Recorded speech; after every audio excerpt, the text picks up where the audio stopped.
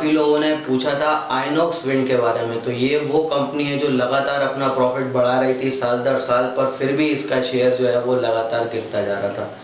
तो काफ़ी लोगों ने पूछा कि यार ये ऐसा क्यों हो रहा है, कंपनी का प्रॉफिट बढ़ रहा है फिर भी जो है शेयर का भाव क्यों गिर रहा है। तो कभी 480 रुपये हुआ करता था इसका भाव, और 480 से गिर के आज जो है ये 180 शायद आ गया है। तो ऐसा क्यों हुआ तो उसको जानने के लिए जरा हम नंबर्स पे गौर करते हैं।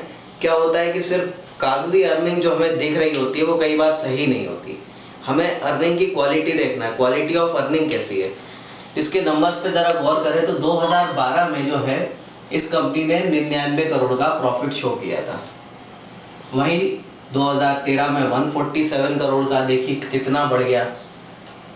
2014 में थोड़ा सा कम हुआ और 2015 में उससे भी ज़्यादा, डबल से भी ज़्यादा हो गया। तो कंटिन्यूअस जो है इस कंपनी का प्रॉफिट जो है वो साल दर साल बढ़ा है, और यहाँ पे तो डबल से भी ज़्यादा हो गया। और इन पूरे पिछले 4 साल का प्रॉफिट अगर हम जोड़ दें तो कंपनी ने जो है 721 करोड़ का प्रॉफिट शो किया है। कंपनी ने कहा है कि हमने 721 करोड़ कमाए हैं पिछले 4 साल में। अब ये तो हो गई, शो कर रही है जो कंपनी कि हमने कमाए हैं, पर एक्चुअल रियलिटी क्या है वो आपको पता चलता है कैश फ्लो से। तो कैश कितना आया, तो 99 करोड़ कमाया कंपनी ने, पर कैश आया 57 करोड़। यहाँ पे 147 करोड़ कमाया पर कैश चला और गया 90 करोड़। यहाँ पे 144 शो किया पर आया 94, और यहाँ 331 करोड़, इतना बड़ा प्रॉफिट शो किया पर एक्चुअल में गया है 12 करोड़ और।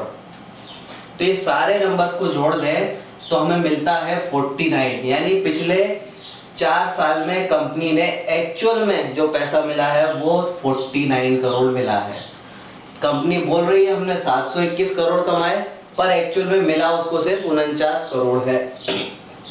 तो ये बाकी का पैसा कहाँ गया? इतना दिखा रही है कंपनी और हाथ में सिर्फ इतना आ रहा है, तो बाकी का कहाँ गया?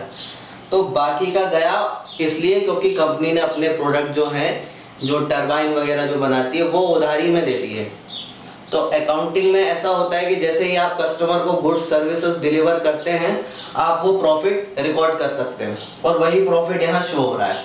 पर जो एक्चुअल हाथ में आ रहा है वो आपको कैश फ्लो में शो होता है। तो इनके एक्चुअल हाथ में बहुत कम आया है, और बाकी का इनने जो है बड़ा चढ़ा के जो दिखा रखा है वो पैसा आया ही नहीं है। वो उधारी में इन्होंने जो सामान दे रखा है उसका इन्हें मिल ही नहीं पाया।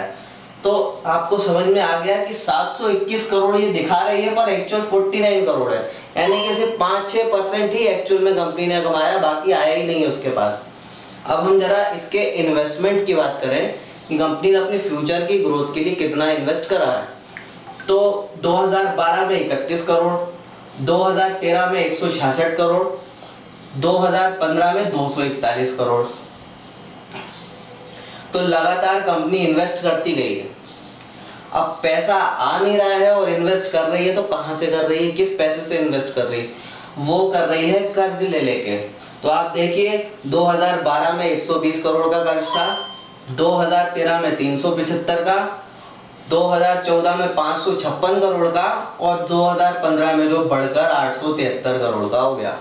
तो ये कंपनी का लगातार कर्ज बढ़ा है, प्रॉफिट बढ़ा है, पर एक्चुअल में नहीं आया है हाथ में पैसा, और यही कारण है कि इस कंपनी का शेयर का भाव नीचे गया है। तो 480 से ये 180 हो गया।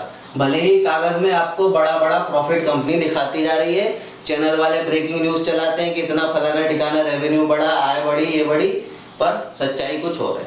तो उम्मीद है आपको समझ में आ गई होगी कि क्वालिटी ऑफ अर्निंग क्या चीज होती है। तो जो दिख रहा है वो हमेशा सच नहीं होता है। सच जानना है तो कैश फ्लो को समझिए, कितना कैश है एक्चुअल में आया। तो वो जानने के लिए आप फंडामेंटल एनालिसिस सीखिए, आपको क्वालिटी ऑफ अर्निंग समझ में आएगा। ठीक है, उम्मीद है आपको समझ में आ गया होगा कि क्यों आइनॉक्स विंड का शेयर का भाव जो है अर्निंग बढ़ने के बावजूद भी नीचे ही गया है। अगर कुछ भी क्वेश्चन हो तो आप कमेंट कर सकते हैं।